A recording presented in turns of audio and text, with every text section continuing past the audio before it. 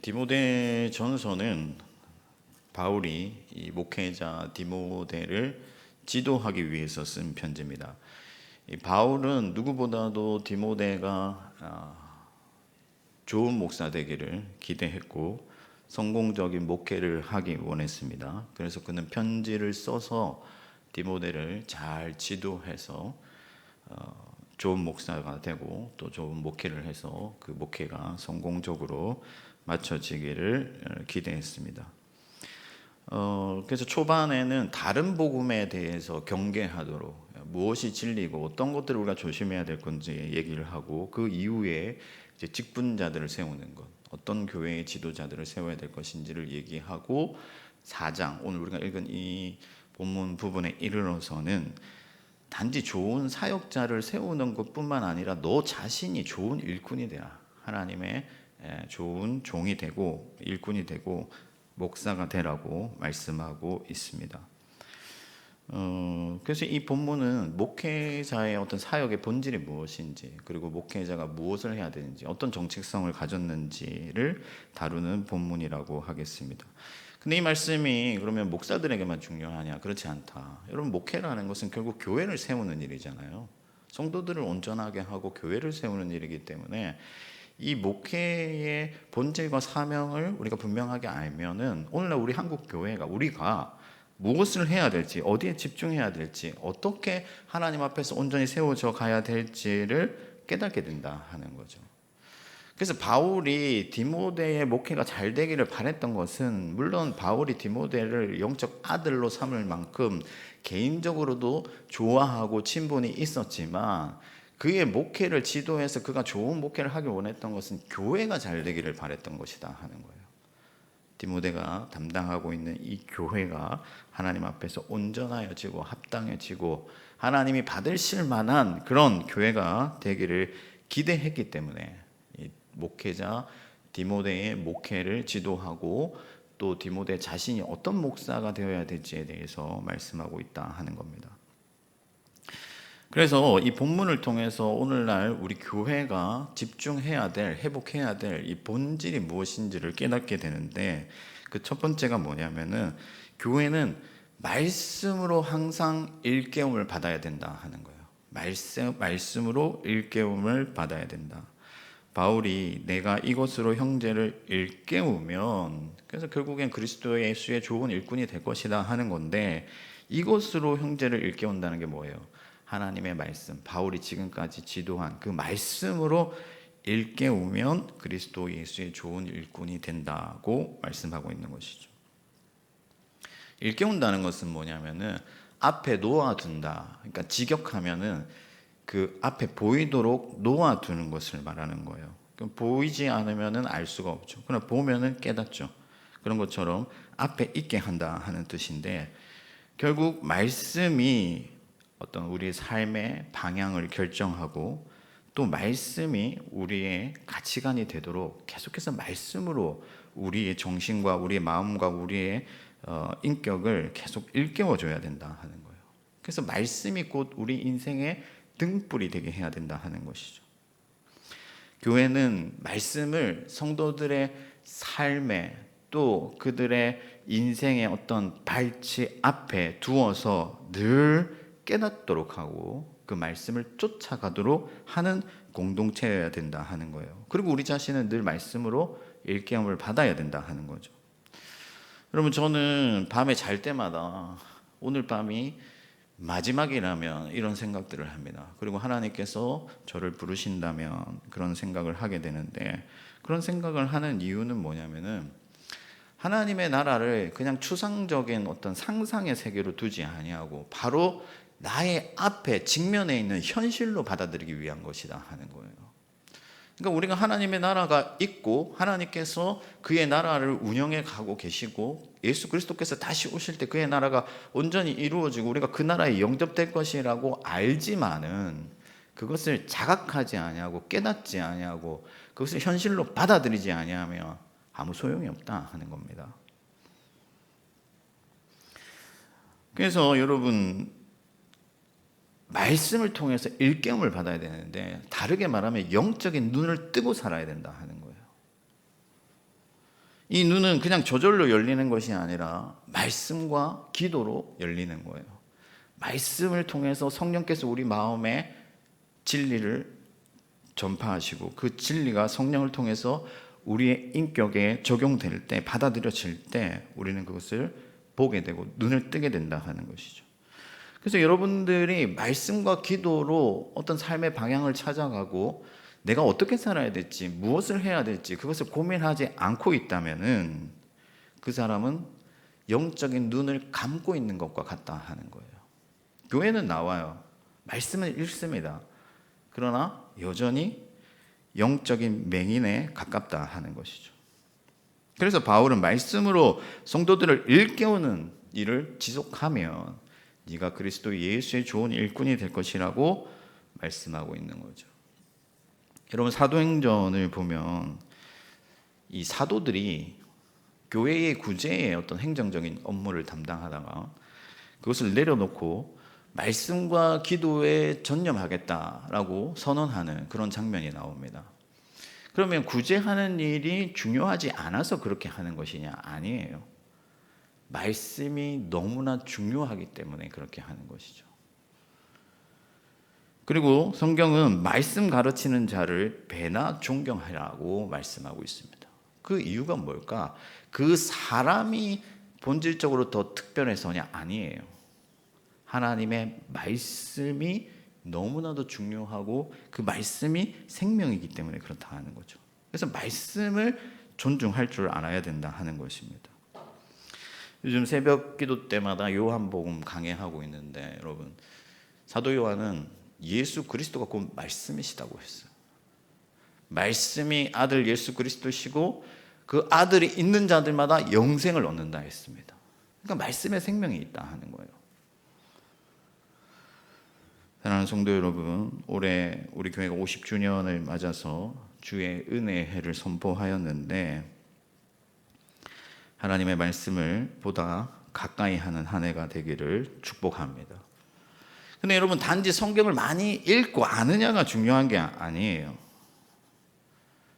그 말씀으로 일깨움을 받아야 되는데, 제가 예전에 목욕탕에서 목욕을 하고 나왔는데 옷장 열쇠가 없는 거죠. 옷장 열쇠가. 그래서 다시 들어가서 탕도 뒤져보고 여기저기 막 찾아보고 이렇게 엎어져 있는 그 바가지도 들어보고 막 다 찾아보는데도 없는 거예요. 너무 이제 귀신이 고칼 노릇이다. 너무 답답하고 어떡하지 하다가 거기 음료를 팔고 있는 직원분이 계셔가지고 제가 가서 제가 옷장 열쇠를 잃어버렸는데 어떻게 하죠? 그렇게 물었더니 그분이 저를 가만히 쳐다보더니 그 팔목에 차고 있는 건 뭐요? 이렇게 하시는 거예요. 그래서 이게 팔목에 차고 계속 어디 갔나 찾아 돌아다녀요. 여러분, 성경을 아무리 가까이 하고 읽는다 하더라도 그것을 자각하지 못하고 깨닫지 못하고 그것을 인식하지 못하고 나의 현실로 받아들이지 못하면 그렇게 헤매이는 삶을 살게 된다 하는 거예요. 성경을 가지고 있고 교회에 오고 예배에 참여하지만은 성령의 일깨우심을 통해서 우리가 그 하나님의 말씀을 진실로 받아들이지 못하면은 영적인 맹인이 되어서 이리저리 세상 속에서 방황하고 떠도는 자가 될 뿐이다 하는 것이죠. 그러므로 여러분, 하나님의 말씀을 마음에 두고 계속 여러분들의 영적인 눈앞에 놓을 수 있기를 바랍니다. 주님의 오심과 부활과 재림을 늘 깊이 묵상하고 그것을 현실로 생각해야 돼요.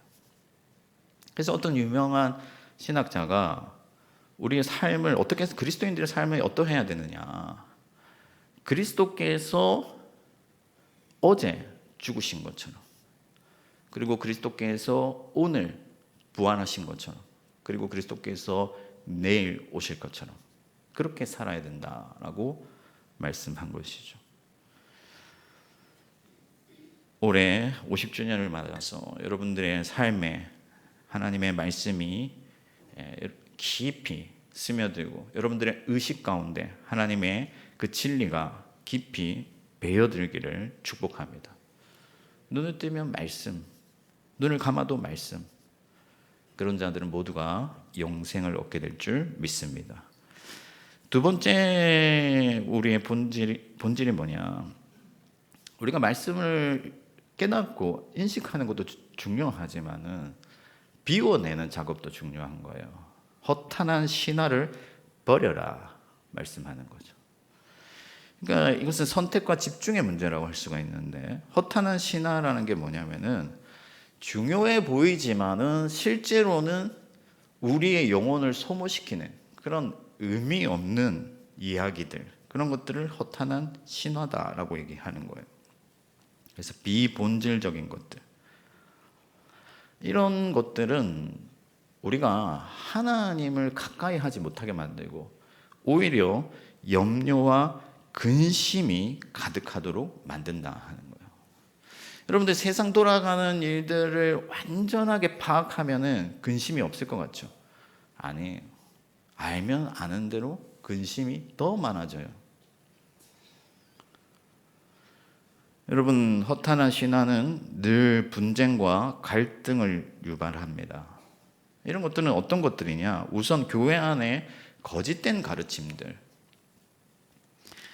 그러니까 예를 들면 예전에 어떤 유명한 큰 교회 목사님이 설교 시간에 11조 안 하는 것들 다 정신 차려라, 11조 안 하면 다 암 걸린다, 이렇게 해가지고 큰 이슈가 된 적이 있었습니다. 여러분, 이런 것들이 하나님에 대한 신앙을 뭔가 거래처럼, 하나님과 주고받는 어떤 거래처럼 만들어버리는 그런 거짓된 가르침들이다 하는 거예요.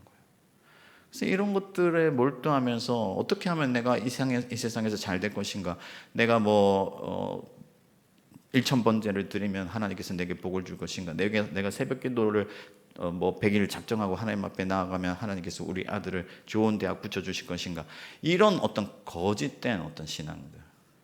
그러니까 여러분들의 어떤 신앙 안에도 비본질적이고 거짓된 것들이 많이 침투해 들어와 있다 하는 거예요. 이런 것들을 잘 비워내야 된다 하는 것이죠. 또 어떤 것들이 있냐면 우리의 욕심을 따르는 것들 있잖아요. 명분과 허울에 사로잡혀서 서로 분쟁하는 것들. 그러니까 어떻게 하면 교회가 더 커질 것인가, 어떻게 하면 우리 교회 이름이 더 유명해질 것인가, 이런 것들은 사실 사람의 욕심에서 나오는 것이죠. 하나님께서 교회를 부흥케 하시는 것과 인간의 욕심에 사로잡혀서 더 큰 교회를 만들려고 하는 것은 완전히 다른 얘기다 하는 거예요. 또 어떤 것들이 있냐면 세속적인 것들이죠. 어디에 투자하면 땅값이 오른다던데, 물론 이런 얘기들 할 수 있습니다. 할 수 있지만 그것이 생명인 것처럼 거기에 몰두하고 거기에 전념하고 거기에 생각이 사로잡혀 있는 것은 뭐예요? 망하는 길이다 하는 거예요. 여러분, 우리가 몰두해야 될 것이 뭔가를 잘 생각해야 돼요. 인간은 유기적인 존재이기 때문에 어딘가에 우리가 집중하고 어딘가에 몰두하면 어딘가에 대해서는 소홀해질 수밖에 없어요. 그러니까 우리가 세상적인 것과 거짓된 것과 비본질적인 것들에 몰두하면은 결국에는 정말 우리가 쫓아야 될 것들을 놓치게 된다 하는 거예요.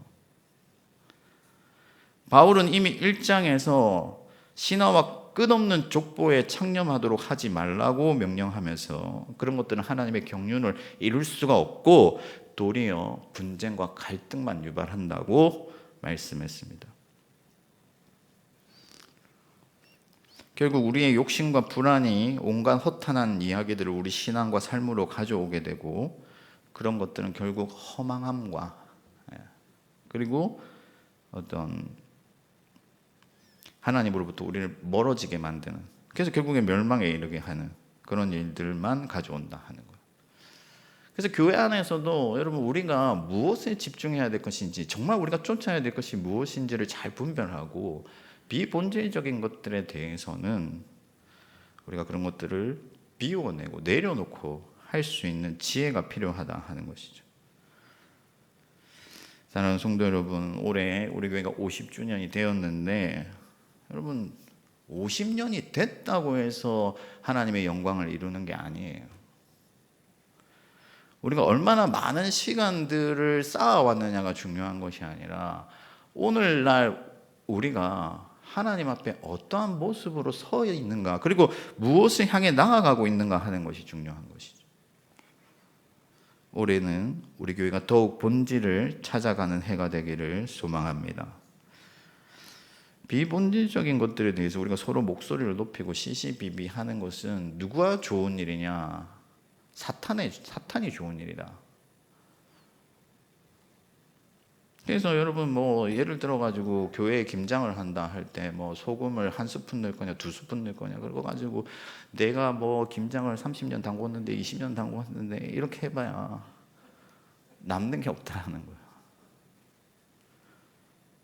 그런 거는 여러분 뭐 좀 싱겁게 먹어도 되고 뭐 맛있게 먹으면 좋지만은 우리가 정말로 집중해야 될 것이 무엇인가를 늘 생각하고 여러분들의 삶에서, 여러분들의 예배에서, 여러분들의 신앙에서 진짜 쫓아야 될 것들을 위하여서 다른 것들을 비워내는 그런 지혜와 용기를 가지게 되기를 주님의 이름으로 축복합니다.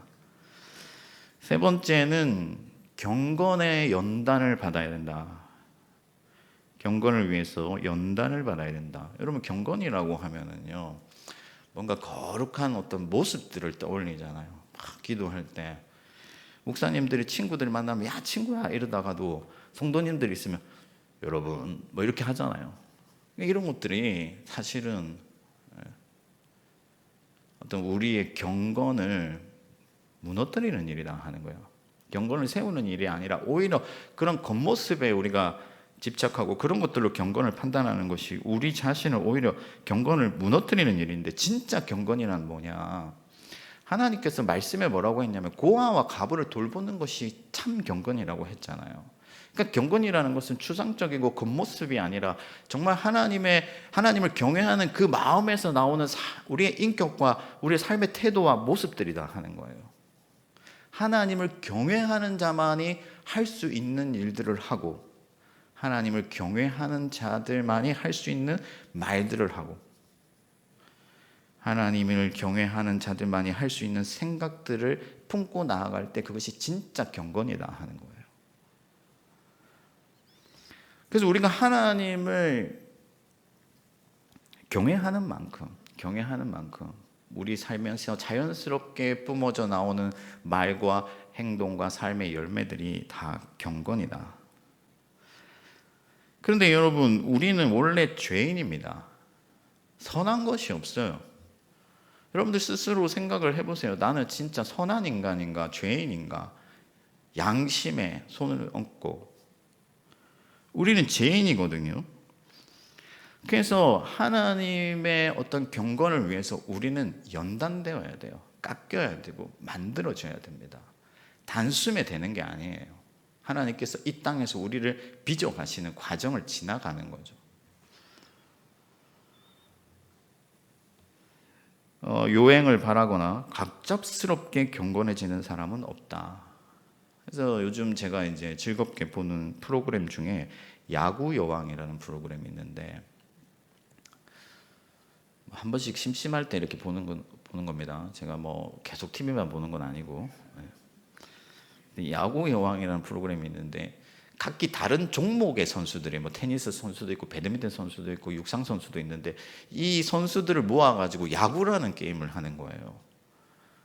야구라는 것은 뭐 몇 명에서 하는지도 모르고 어떻게 하는지도 모르는데 이 여성분들이 모여가지고 야구를 이제 실제로 야구를 오래 했던 사람하고 경기를 하게 되는데, 근데 처음에는 당연히 실수도 하고 막 뭔가 잘 안 되죠.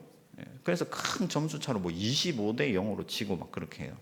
근데 해를 거듭하면 거듭할수록 어떻게 되냐면은 나중에는 오히려 큰 점수 차로 이겨버리는 거예요. 어떻게 그게 가능하냐? 이 사람들이 원래 운동선수들이단 말이에요. 그러니까 운동선수들은 자기를 이렇게 푸시하는 어떤 그런 습성들이 있죠. 계속해서 훈련하고 인내하고 그 시간을 투자하고 하는 어떤 습성들이 있다 보니까 야구 연습을 정말 성실하게 하는 거예요, 이 사람들이. 그러니까 남들이 10년, 15년 했는데 그 10년, 15년 한 사람들을 단 3개월 만에 이겨내는 거예요. 여러분, 하나님의 경건도 그렇습니다. 우리가 그냥 가만히 앉아서 경건을 이룰 수가 없다 하는 거예요. 말씀으로, 기도로 훈련받고 우리 삶의 현장에서 말씀으로 부딪혀보고 또 그래서 실패도 하고 때로는 고난도 당하고 그렇게 참고 견디고 인내하는 과정을 통해서 우리가 하나님의 경건에 이르게 되고 하나님이 기뻐하신 모습으로 변화되어 간다 하는 거예요. 승리하는 그 자리에 서게 된다 하는 것이죠. 그래서 여러분, 경건의 훈련을 하면은 어떻다고 말씀을 하냐면은, 육체의 훈련은 이 땅에서 잠깐 유익이 있지만 경건의 훈련은 내세의 약속이 있다 이렇게 말씀하잖아요. 유익하다 하다가 갑자기 왜 약속을 얘기하느냐.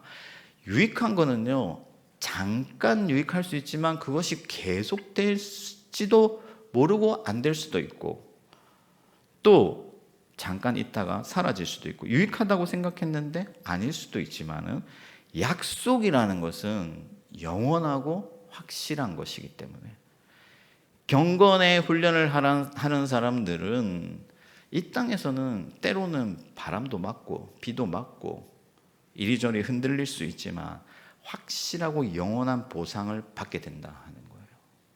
그게 무엇이냐면 바로 하나님의 나라의 영생이다 하는 거죠. 여러분, 예수님께서 누구든지 나를 따르려면 자기 십자가를 지라고 했잖아요.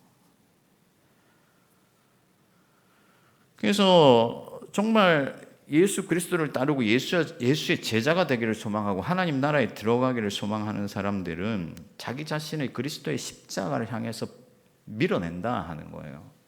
그냥 편안한 자리, 그냥 앉아 놀고 먹는 자리, 그냥 가만히 앉아서도 누가 떠먹여주는 그런 삶을 살면 좋겠다 하는 것이 아니라 자기 자신을 십자가로 계속해서 밀어낸다 하는 것이죠. 그래서 바울이 우리가 환난 중에도 즐거워한다. 왜? 환난은 인내를, 인내는 연단을, 연단은 소망을 이루는 줄 알기 때문에.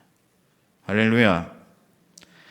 여러분, 하나님은 단번에 우리를 구원에 이르게 하셨지만은 그 구원을 차지하기까지 그 과정 속에서 우리의 삶을 성숙시키고 우리의 인격을 하나님의 그리스도의 모습으로 변화시키고 하기 위해서 우리 자신을 빚어가신다 하는 거예요.